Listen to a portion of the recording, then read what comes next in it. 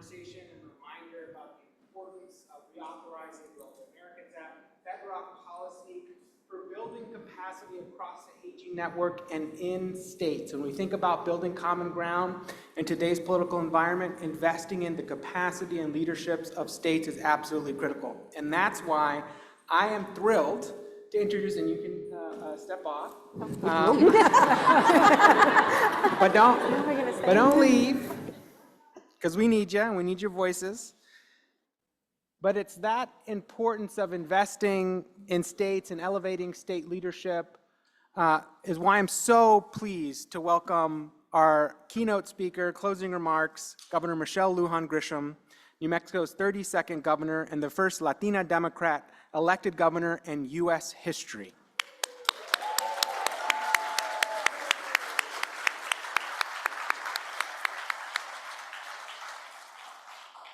From her work advancing the RAISE Family Caregivers Act, which we've talked extensively about today and made the national strategy to support family caregivers possible, and her leadership on the National Care Corps while in Congress, to championing major investments in New Mexico's care infrastructure as governor, she has consistently fought to make caregiving more sustainable and more equitable and more dignified for working families across her decades of public service.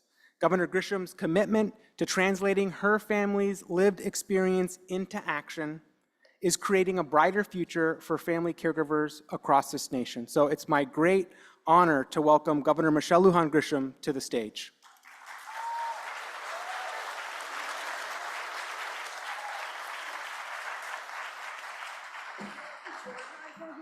Oh, wonderful. I can't see over the podium, and I'm incredibly loud. Thank you very much for that kind introduction. And I was in the back and could hear a little bit of the panel. So to the panelists and the advice that tell your personal stories, it is the way we should be making policy for all of America, by relating to the real lives and everyday opportunities and real struggles that everyday Americans and families face. And I'm gonna do something a little backwards because I heard the back end of that panel. When I was in Congress, I certainly thought of myself as the greatest expert in the Older Americans Act and in aging services in particular, and if you're gonna dig a little deeper, in caregiving. And it's an antiquated statute. I love it, but it needs a lot more. And we're in the same place we have always been, which is nobody wants to tackle caregiving because it's so incredibly expensive on the front end. And to do it well, and we're gonna do it, and to do it right, that means that you are paying the kind of wages that reflect the kind of work that caregivers do. And so the easy way in American politics to do nearly nothing about it is to do what you already know, is to talk about the numbers, and it'll do away with informal familial caregiving, and it's really $1 trillion, or AARP says 600 billion, or somebody else says 450 billion. It's $1 trillion. We don't even know how to evaluate how much care family and informal caregivers provide. And we undervalue paid caregivers because we don't treat them like professionals in the workplace. So it is. So I'm going to defend what I'm saying is the status quo to start, because it's such a giant problem with the number of people who need assistance that it's just easier to try and look away. So I'm really frustrated by that in Congress. And while I'm thrilled about CareCorps, it's such a small 110 programs around the country, I was looking for a way in to the Older Americans Act, into a conversation that's both let's cure Alzheimer's and dementia, but let's also provide care and support. It's not one or the other, it's both. And I am not getting anywhere, and I serve in the minority in Congress. And the guy I need is a Republican from Oklahoma, appropriations lead, Tom Cole. Now, I don't know if any of you have ever lobbied or worked with Tom Cole. He is fair-minded, he's kind, and in the context of what goes on in American politics, both parties where it's so divided and angry, he is someone you can have a rational conversation with, but he is very fiscally conservative. Now, that's okay, but very fiscally conservative. So I'm looking for a way in. These are these pilots. He's not going to let me change the world overnight.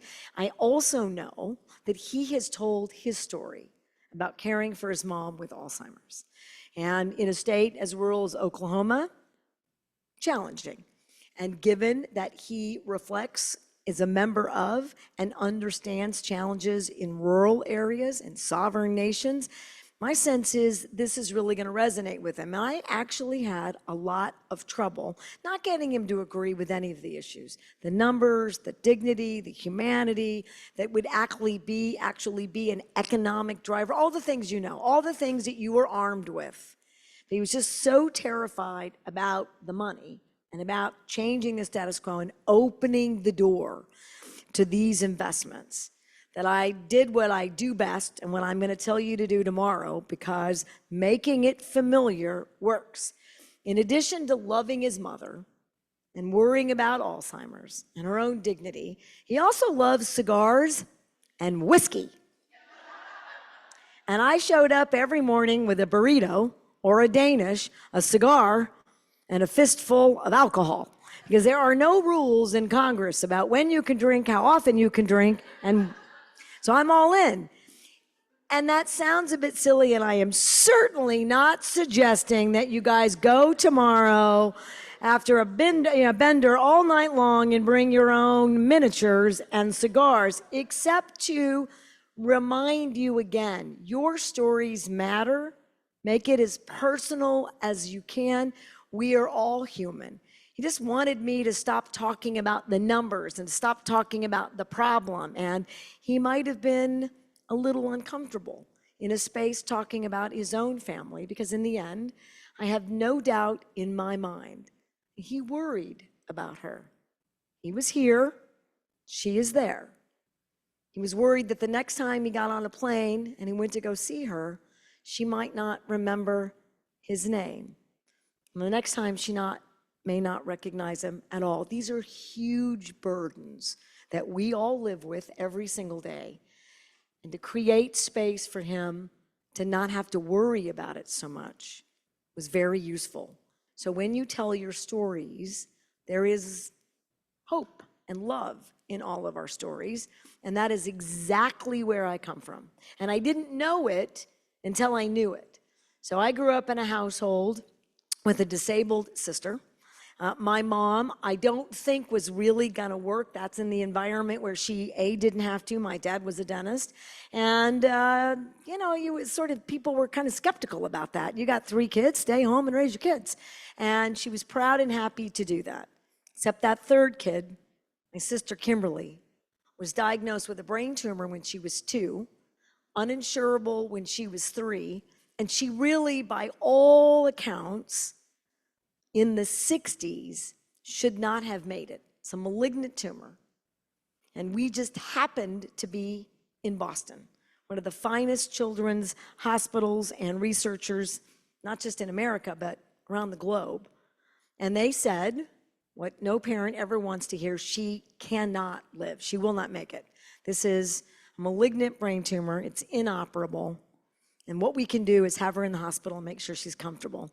And the advice at the time was that parents should separate from their terminally ill children, because it's painful. It's painful to watch them. And you might imagine that I am from this stock. Not only no, but hell no. I'm moving in. You don't touch her. You don't do anything that I'm not aware of, that I'm not participating in. She will know that she is loved every minute of every day. I will do everything that you do and more. But other parents took that advice. So my mom finds herself caring for about 11 terminally ill kids on a ward for months. And my sister did not die. She became very hydrocephalic. And the only thing they could do was put a shunt in and just remove as much of her brain as was necessary. So I think they also believe they can relieve the pain and that pressure, but they don't think she can live from that either. And that's the only technology they know at the time. They severed her optic nerves, no choices. There's no malpractice here. And they took out half her brain. Not quite, but a lot. And then she will not be in pain and not suffer, but we're going to lose her. My sister died when she was 21 years old of that same brain tumor.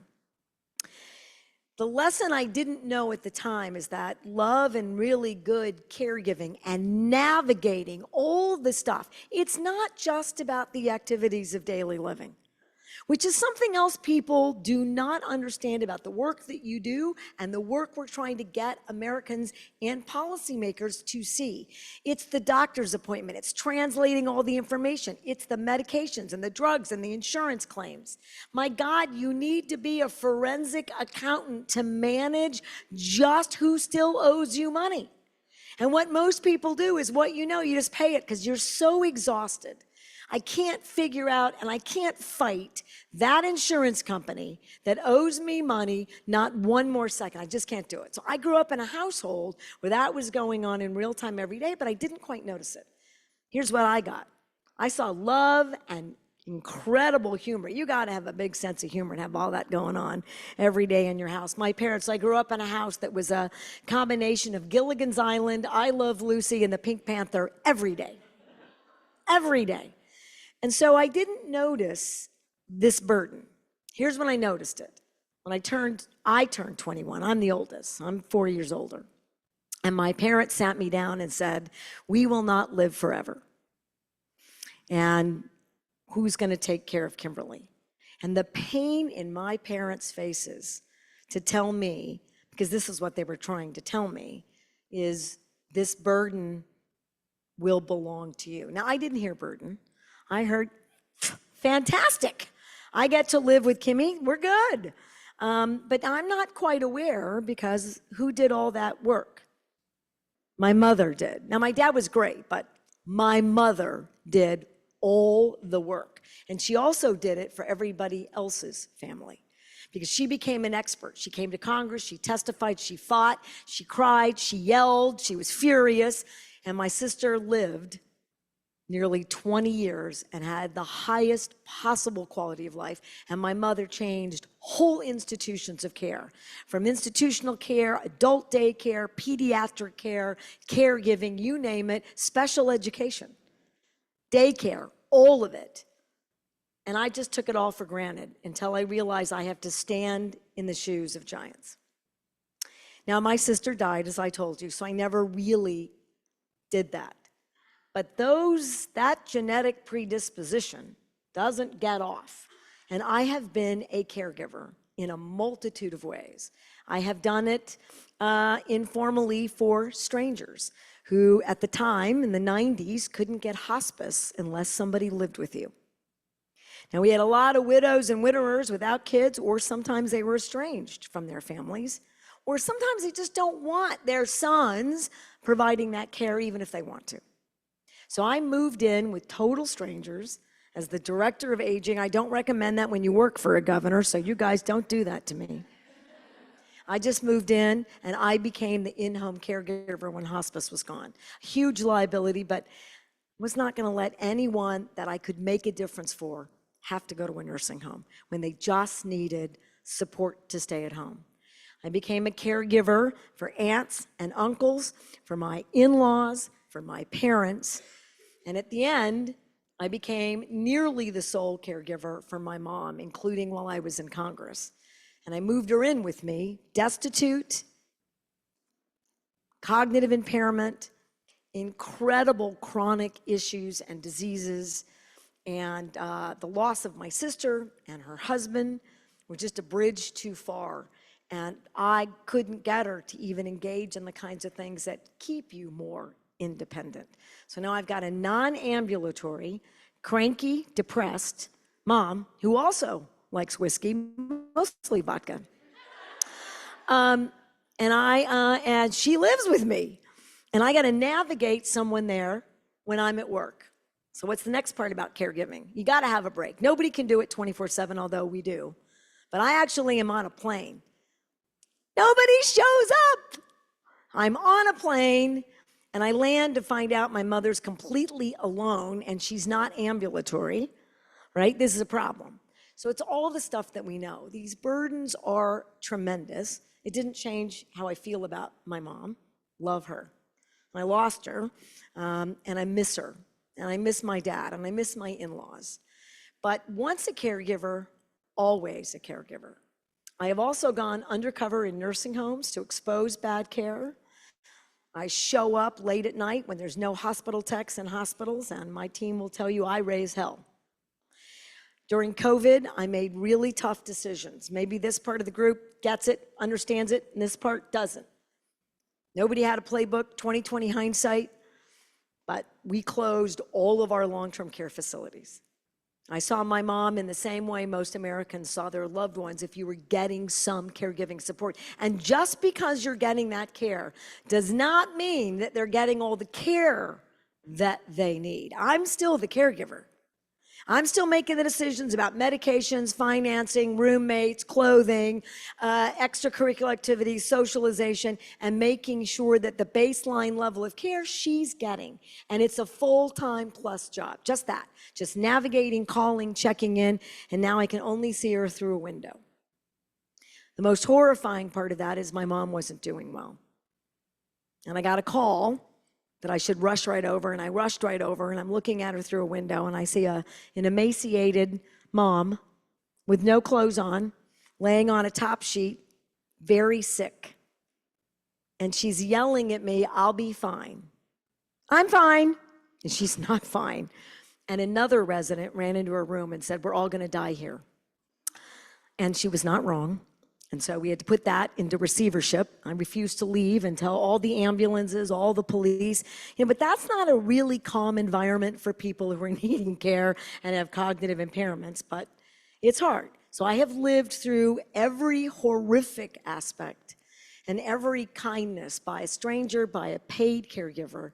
And many of my mom's paid caregivers are still men and women I admire more than anyone, anywhere, ever, and are still my very close personal friends. And I tell you all of this, not because you need to hear it from me, you live it yourselves, but because if America's gonna get any of this right, we have to do all of it all at once.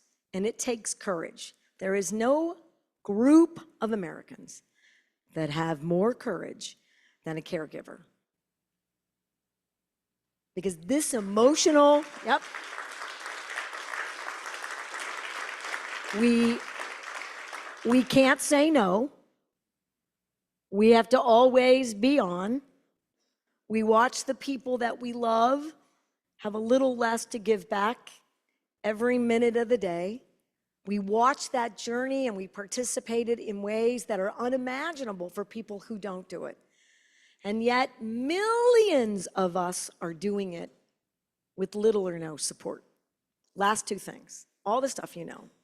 Means that I didn't work as much, means that too many women in particular, but my brother, although I was the main caregiver, and my brother took care of me so I could take care of my mom. So we forget to talk about that. He wasn't the right guy to manage the decisions and to be tough and to tell people they were doing it wrong, but I needed someone that I could lean on, and he was always there, he still is for me. He's an incredible soul. It's this whole familial neighbor to neighbor construct. And we need people to be able to go to the workforce and to come out of it in a much more fluid fashion for caregiving. So here's a couple of proposals that we're doing in New Mexico that will be familiar, but I think that we can put those on steroids. So New Mexico is one of the first states to pay family caregivers in Medicaid. Our program that does that is called Mi Via and My Way, and it's one of the most expansive Medicaid programs to pay at home or neighbor or familial or frankly anyone who's not a professional home care, in-home caregiver. And those rates are growing. Until they're $25, $30, $35 an hour, they're not enough. And I would love to tell you that we're there. We're at far higher rates than many states. We'd say about the average now is about $15 to $18 an hour. Great compared to somewhere, not good enough. Can't live on that, not good enough. 2, what about all the people who aren't eligible for Medicaid?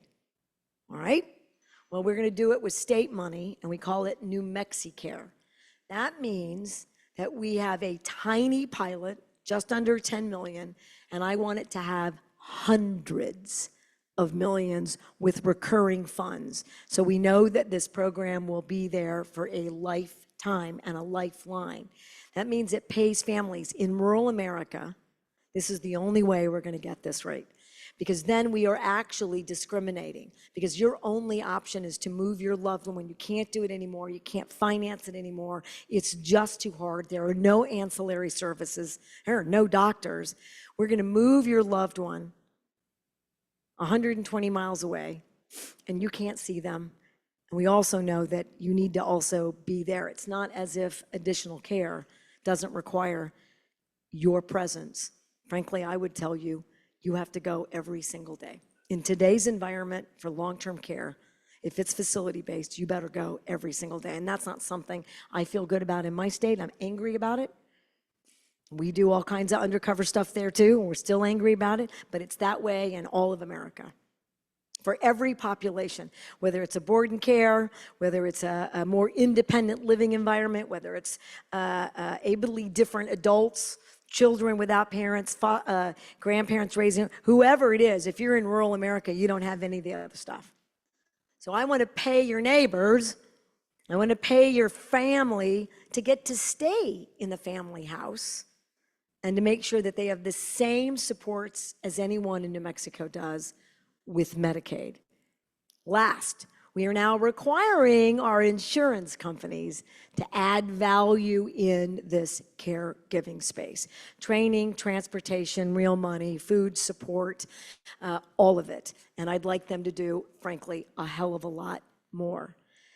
Your work tomorrow to change the dynamics so that Medicare makes some kind of sense for caregiving, caregivers, for skilled and intermediate care in a meaningful way must happen. And it will save America's economy, bar none. And it's the right way to tell other Americans, we see you, we know what you're going through, and all of us together can make a difference for each other. Those are the 3, I think, most important things, as well as, and I hope I don't sound too political or offend anyone here. I just told you, a Democrat in the minority, working with Tom Cole, who I admire and respect still today. Wouldn't have gotten CareCorps without him. But this notion that we are not entitled to any of these programs or services, that they're not worthy of how much we spend, that we're just not going to do it, that families can just go back to taking care of families again. It wasn't easy 100 years ago, and it certainly isn't any easier today.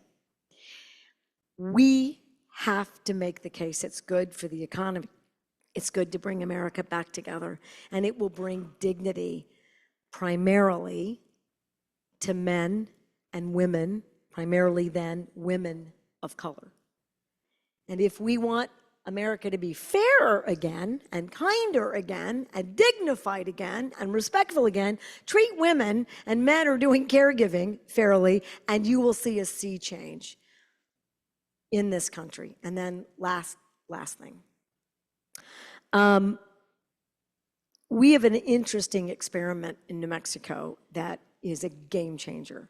And I think it's applicable to the work that you do and the policies you are fighting for every day. When we were all still in the battles and throes of COVID, Biden administration, of course, gave COVID relief funds to every state, right? Because we had businesses that were shuttered. New Mexico did too. I made really tough decisions. You could put that money and stand up businesses. We did. We gave more stimulus checks. We did. We used state money to carry forward the child tax credit so it didn't expire or sunset. But they advised me, you know, there's a benefit here for essential workers. And most states defined essential worker as police, firefighters, healthcare professionals. And it wasn't until much later that we even identified in the COVID context educators as essential workers because schools were closed. They advised me that child care workers, respite care workers should be treated as essential workers. Well, duh. I don't know why I didn't think of that my own damn self. All right, good idea. And in building and sustaining the workforce, we could lean in and change the salary, so thereby the professional structure providing respect and dignity to workers that still get called babysitters for families. How outrageous is that? They're engaged for anything from infant mental health and family support. You want to talk about people who are navigating for poor families? Look no further than your child care team. New Mexico now, as a result of paying them a lot more, training, certifying, supporting, investing, building new buildings. We're the only state in America with a constitutional right to child care. We provide benefits and services to more than 400% of poverty. And by the time I leave this office, it better be a year, Courtney, or you really are, you're fired. I'm sorry. She's the best. Then it will be free to everyone in New Mexico, bar none, with a pipeline right into universal pre-K, where we also lifted salaries, pipeline right into a moonshot K through 12, where we also lifted salaries, training, and support. And we also have free college, 2-year, 4-year, part-time, full-time, anywhere, anytime. Because we know that people and caregivers interrupt their careers and then may need to go back. Well, why should you then have to pay for that? And no one in New Mexico pays co-pays for childcare, even now. If we can do that in that caregiving space, we can do it for every family in America. We just have to have the will to use the tools to stand it up. So it means a lot to me that I can come and say, thank you. That was a long-winded, terrible thank you between you and a cocktail party, so I have some nerve. But I don't want you to leave here without knowing that even when we don't win every major issue, you make a difference. You make it in the day work that you do that brings you here as an expert, a caregiver, family member, an advocate, a researcher. And you are making a difference, even if it feels like people aren't noticing and it's just getting bigger. I see you, and I see the impacts that you are already making. And the first time in my lifetime as a caregiver and a policy wonk, I had a presidential candidate, again, I don't care about your politics, who was talking about caregiving and home care in Medicare. That means it's here, and that means the opportunities that you have in this Congress are huge. Congratulations for having the courage and the dedication to do the work that will benefit the rest of America and the men and women and the children that we love, that deserve far better from everybody, not just us. Thank you very much for having me.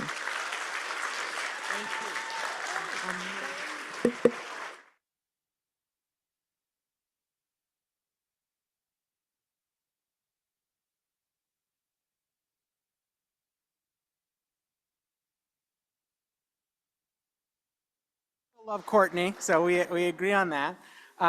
Thank you so much, Governor Grisham, for turning your family's story, experience, your hardship, your love, your joy into systemic change for America's family caregivers. Thank you. You remind us that caregiving reveals our shared humanity, and that when we remind each other of that shared connection, that shared bond, we form common ground. And it's on common ground that we can build. We can build the kind of change that states like New Mexico are showing is possible, that states like Nebraska, Missouri, Alaska are showing, that Washington State is showing. We can build on common ground. So thank you all for being part of this movement of finding common ground to build on, for investing your time today with us and all of the amazing work that you're doing across this country to build and support our caregiver nation. I'm incredibly grateful and humbled to be a small part of the incredible change that you're creating in this country for our caregiver nation. So thank you for today. I know it's a cocktail party for some, but I know some of you are going to the Hill tomorrow, have a training. But we're gonna save all the extra drinks for you. All of the cigars and whiskey are gonna be reserved for our advocates going to Lincoln and Kingsman, which is just around the corner. Our staff is here to help you find that room. But for everybody else, thank you so much for your incredible contributions, and have a wonderful night. We'll see you at the reception.